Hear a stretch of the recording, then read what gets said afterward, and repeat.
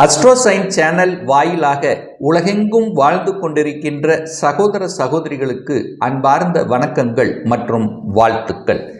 இன்றைய பதிவு இந்த 2024 குருவும் செவ்வாயும் இணைவு பெறக்கூடிய, அதாவது குரு மங்கள யோகத்துடன் இருக்கக்கூடிய இந்த காலகட்டத்தில் ஏற்படக்கூடிய ஒரு பலன்களைத்தான் நம்ம பார்க்க போகிறோம்.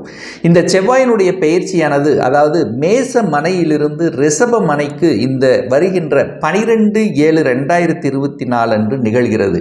ஏற்கனவே ரிஷப மனையில் குரு பகவான் உட்கார்ந்திருக்கார். அப்போ காலச்சக்கரத்தினுடைய 2வது வீடான தனஸ்தானம், குடும்பஸ்தானம், வாக்குஸ்தானத்தில் குரு செவ்வாயும் இணைவது ஒரு நல்ல யோகத்தை கொடுக்கக்கூடிய அம்சம். அதாவது குரு மங்கள யோகம் ஏற்படுகிறது.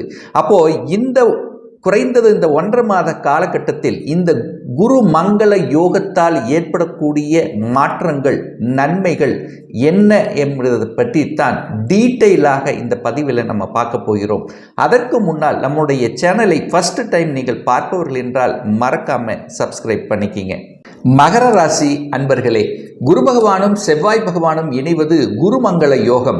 அதாவது உங்கள் ராசிக்கு 3க்குரியவன், அதாவது முயற்சி ஸ்தானத்தின் அதிபதி, அதே சமயத்தில் விரயஸ்தானத்தின் அதிபதியாக இருக்கக்கூடிய குரு பகவான் 5ஆம் இடமான பூர்வ புண்ணிய ஸ்தானத்தில் அமர்ந்து கொண்டும், அதே சமயத்தில் உங்களுக்கு 4க்குரியவன், சுகத்தை தரக்கூடியவன், அதே சமயத்தில் லாபத்தை தரக்கூடிய அந்த செவ்வாய் பகவான் இணைந்து கொண்டு குருமங்கள யோகத்துடன் உங்களுடைய ஜாதகப்படி 5ஆம் இடமான பூர்வ புண்ணிய ஸ்தானம் பஞ்சமஸ்தானத்தில் இருக்கக்கூடிய இந்த காலகட்டத்தில், எந்த காலகட்டம், இந்த ஜூலை மாதம் 12ஆம் தேதியிலிருந்து ஆகஸ்ட் மாதம் 25 வரை இந்த 44 நாட்கள் பார்த்தீங்கன்னா 5ஆம் இடத்தில் குருவும் செவ்வாயும் இணைந்து மங்கள யோகத்துடன், குருமங்கள யோகத்துடன் இருக்கக்கூடிய தன்மை அனைத்து விதத்திலும் உங்களுடைய எண்ணங்கள், செயல்கள், சிந்தனைகளில் ஒரு நல்ல உயிரோட்டம் உள்ள ஒரு நல்ல, அதாவது என்ன சொல்லக்கூடியன்னா ஒரு பளிச்சிடக்கூடிய, எத்தனை நெகட்டிவ் எண்ணங்கள் இருந்தது உங்கள் மனசில் அத்தனை நெகட்டிவ் எண்ணங்களும் விலகக்கூடிய,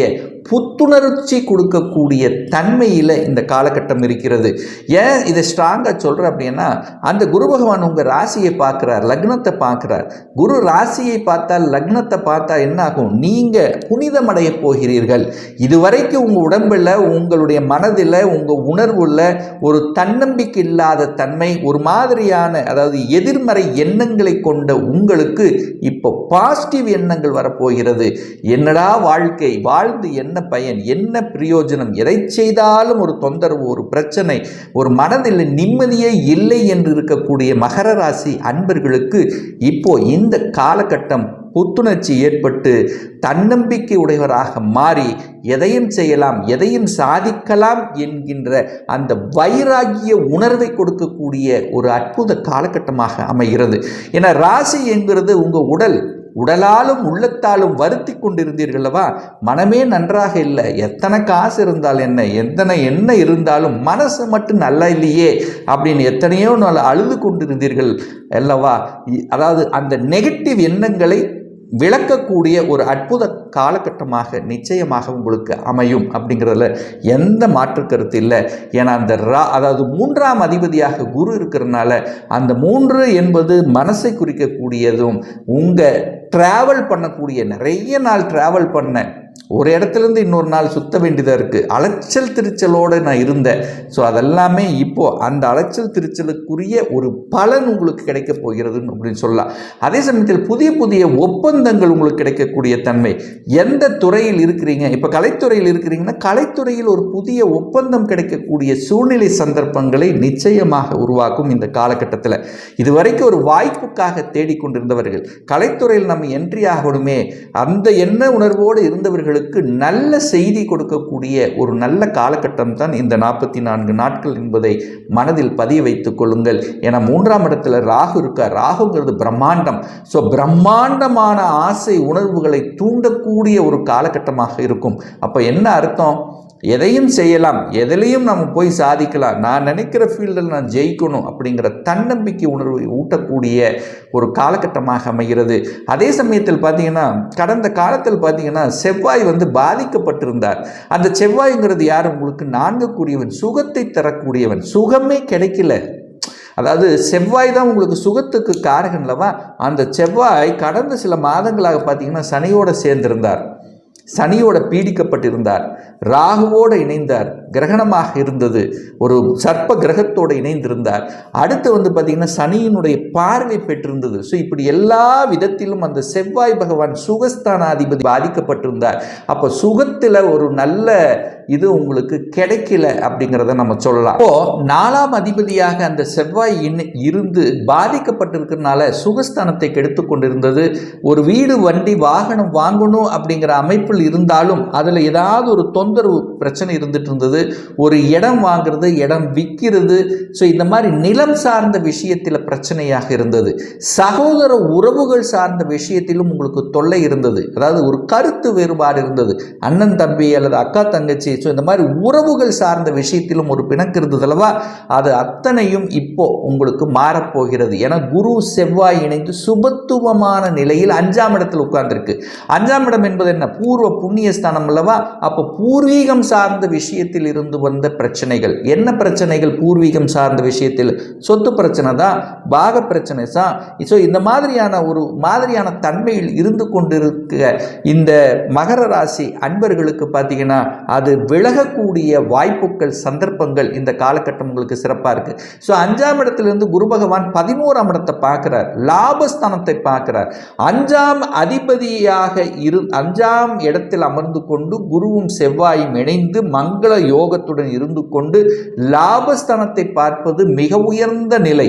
அப்போ என்ன மிக லாபங்கள் கிடைக்க போகிறது, மன மகிழ்ச்சி சந்தோஷத்தை கொடுக்க போகிறது அப்படின்னு சொல்லலாம். அந்த இயற்கையாகி அந்த இறைவன் கொடுத்த வரம் உங்களுக்கு கிடைக்க போகிறது. என்ன வரம்? குழந்தைகள் சார்ந்த விஷயத்தில் இருந்து வந்த பிரச்சனைகள், குழந்தை பிரச்சனை அதாவது குழந்தை பிறப்புல சில சங்கடங்கள், நிறைய ட்ரீட்மெண்ட் எடுத்தோம், ஒன்றும் சக்ஸஸ் ஆகலை. ஸோ இந்த மாதிரியான குழந்தை சார்ந்த விஷயங்கள், குழந்தை நலன் சார்ந்த விஷயத்தில் இயற்கையினுடைய அந்த கடவுளினுடைய அனுகிரகம் கிடைக்கப் பெறுகிறது.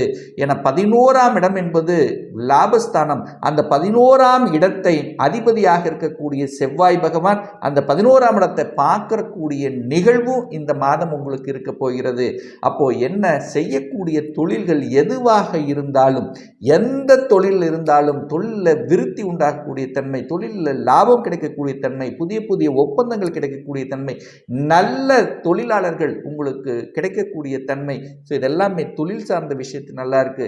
வேலையில் இருக்கக்கூடிய இந்த மகர ராசி என்பவர்களுக்கு பார்த்தீங்கன்னா வேலையில் திருப்தி இருக்கும், சக ஊழியர்களின் ஒத்துழைப்பு கிடைக்கும், உங்களுடைய பாஸ் உங்களை புரிந்து கொள்வார்கள். இதுவரைக்கும் நான் செஞ்சது ஆனால் அதனுடைய பலன் வேற அனுபவித்து கொண்டிருந்தார், கேள்வியே கேட்க முடியல, ஒன்றுமே பண்ண முடியல. ஸோ இந்த மாதிரி இருந்தவர்கள் இப்போ உங்கள் பாஸ் உங்களை புரிந்து கொள்வார்கள். இவரால் தான் இவ்வளவு நடந்தது என்பதை அறிந்து கொண்டு அதற்கு தகுந்த மாதிரி உங்களுக்கு ஒரு நல்ல தன்மை, அதாவது ஒரு அடிஷ்னல் ரெஸ்பான்சிபிலிட்டி கிடைக்க போகிறது. ஒரு சிலருக்கு ப்ரமோஷன் கிடைக்க போகிறது. அதே சமயத்தில் பார்த்தீங்கன்னா நீங்கள் விரும்பிய இடமாற்றம் உங்களுக்கு கிடைக்க போகிறது. ஏன்னா 4-5 மாதமாக எனக்கு ஒரு இடமாற்றம் வேணும், எனக்கு டிரான்ஸ்ஃபர் வேணும், ஸோ இந்த மாதிரியாக இருந்து கொண்டிருந்தீர்கள்வா, அதற்கு ஒரு நல்ல பலன் கிடைக்க போகிறது அப்படிங்கிறத ஸ்ட்ராங்காக சொல்லலாம். அதே சமயத்தில் குரு பகவான் 9ஆம் இடத்தை பார்க்கிறார், பாக்கியஸ்தானத்தை பார்க்கிறது ரொம்ப சிறப்பு. 5ஆம் இடத்தில் அமர்ந்து கொண்டு அந்த குரு பகவான் 9ஆம் இடத்தையும் உங்கள் லக்னம் ராசியையும் லாபஸ்தானத்தை பார்க்கக்கூடிய இந்த காலகட்டத்தில் நல்ல பாக்கியம் உங்களுக்கு கிடைக்க போகிறது. என்ன பாக்கியம்? தன பாக்கியம் கிடைக்க போகிறது, நல்ல வேலை கிடைக்க போகிறது, வெளிநாட்டு செல்லக்கூடிய யோகம் இருக்கு. ரொம்ப நாள் நான் ஒரு வெளிநாட்டுக்கு போகணும் எண்ணத்தில் இருந்தேன் அல்லவா, அது கிடைக்க போகிறது. அப்போ ரொம்ப நாளாக கடந்த 2.5 வருஷமாக பார்த்தீங்கன்னா ஒரு திருமணம் விஷயங்களில் தள்ளி போட்டுக்கொண்டே இருந்தது. திருமணம் ஆகலாமா வேண்டாமா, திருமணத்துக்கு வரன் பார்த்து ஒரு சரியாக செட் ஆகலை. ஸோ இந்த மாதிரியான தன்மையில் இருக்கக்கூடியவர் இந்த 44 நாட்களில், அதாவது குருவும் செவ்வாயும் இணைந்து மங்கள யோகத்துடன் இருக்கக்கூடிய காலகட்டத்தில் உங்களுக்கு திருமண ஒப்பந்தம் ஏற்படக்கூடிய தன்மை, திருமணம் சார்ந்த விஷயத்தில் நற்பலன்கள் உங்களுக்கோ உங்கள் குடும்ப உறுப்பினருக்கோ நடந்து அதன் மூலமாக சந்தோஷத்தை மனநிறைவு கொடுக்கக்கூடிய தன்மை, அரசாங்க எக்ஸாம் எழுதி காத்து கொண்டிருப்பவர்களுக்கு நல்ல செய்திகளும், அல்லது இதுவரைக்கும் அரசாங்கத்துக்கு வேலைக்கு போகணுங்கிற எண்ணத்தையே இல்லாதவர்களுக்கு இப்போ நான் அரசாங்க வேலையில் போய் தான் வேலை பார்க்கணும் அப்படிங்கிற எண்ண ஓட்டங்கள் அதிகமாக உங்கள் மனசில் ஓட வேண்டிய தன்மை. ஸோ அதுக்கான ப்ரிப்ரேஷன், அதுக்கான தன்மைகள் உங்களுக்கு சிறப்பாக இருக்குது. வெளிநாட்டில் போய் கல்வி கற்கக்கூடிய தன்மை, கல்வியில் இருந்து வந்த மந்த நிலை, தேக்க நிலை மாறப்போகிறது. இந்த வருடம் உங்களுக்கு நன்றாக கல்வி சம்பந்தப்பட்ட விஷயத்தில் நல்ல பலனை கொடுக்க போகிறது. குடும்பம் சார்ந்த விஷயத்தில் இருந்து வந்த பிரச்சனைகள், கசப்பு உணர்வுகள், ஒரு சிலர் குடும்பத்தை விட்டு பிரிந்து கூட போயிருப்பீங்க. இப்போ அவர்கள் ஒன்றிணைக்கக்கூடிய வாய்ப்புகள், சந்தர்ப்பங்கள் நிச்சயமாக ஏற்படுத்தும். அதே சமயத்தில் 12ஆம் அதிபதி தான் அந்த குரு 5ஆம் இடத்தில் இருக்கின்ற காரணத்தால நிச்சயமாக அந்த 12 என்பது வெளிநாடு அல்லவா, ஏற்கனவே வெளிநாட்டில் இருப்பவர்களுக்கு நல்லதொரு நிகழ்வு நடக்கக்கூடிய தன்மை, வெளிநாட்டிலே செட்டில் ஆகக்கூடிய வாய்ப்புகள், வெளிநாட்டில் ஏதோ ஒரு வேலையில் இருக்கிற, வெளிநாட்டில் போய் ஏதோ ஒரு வேலையில் இருக்கிறவங்க கூட இப்போ உங்களுக்கு பிடித்த வேலைக்கு அமைத்து கொள்ளக்கூடிய சந்தர்ப்ப சூழ்நிலைகளை நிச்சயமாக உருவாக்கும். ஸோ இந்த 44 நாட்கள் இந்த மகர ராசி அன்பர்களுக்கு நிச்சயமாக புத்துணர்ச்சி கொடுக்கக்கூடிய விதத்தில் அமையுங்கிறதுல எந்தவித மாற்று கருத்தும் கிடையாது. ஒரு துல்லிய பலன் வேணும், ஒரு சொந்த ஜாதகம், சுய ஜாதகம் பார்க்கணும் என்று ஆசைப்படக்கூடிய அன்பர்கள் டிஸ்பிளே தெரியக்கூடிய நம்பருக்கு வாட்ஸ்அப் மூலயமாகவோ ஃபோன் கால் மூலயமாகவோ தொடர்பு கொண்டு அப்பாயின்மெண்ட் பெற்றுக்கொண்டு கன்சல்டேஷன் எடுத்துக்கலாம். நிச்சயமாக இந்த பதிவு ஏதாவது ஒரு ரூபத்தில் உங்களுக்கு யூஸ்ஃபுல்லாக இருக்குங்கிறதுல எந்தவித மாற்று கருத்தும் கிடையாது. நம்ம சேனலை ஃபர்ஸ்ட் டைம் நீங்கள் பார்ப்பவர்கள் என்றால் மறக்காமல் சப்ஸ்கிரைப் பண்ணிக்கிங்க. பக்கத்தில் இருக்கின்ற பெல் பட்டன் மற்றும் ஆல் நோட்டிஃபிகேஷனை கிளிக் பண்ணும்போது நான் போடக்கூடிய அடுத்தடுத்த பதிவுகள் உங்களுடைய நோட்டிஃபிகேஷனில் வந்து சேரும். மீண்டும் ஒரு நல்ல பதிவில் உங்களை சந்திக்கும் வரை உங்களிடமிருந்து விடைபெறுவது உங்கள் அஸ்ட்ராலஜர் டாக்டர் சதீஷ்.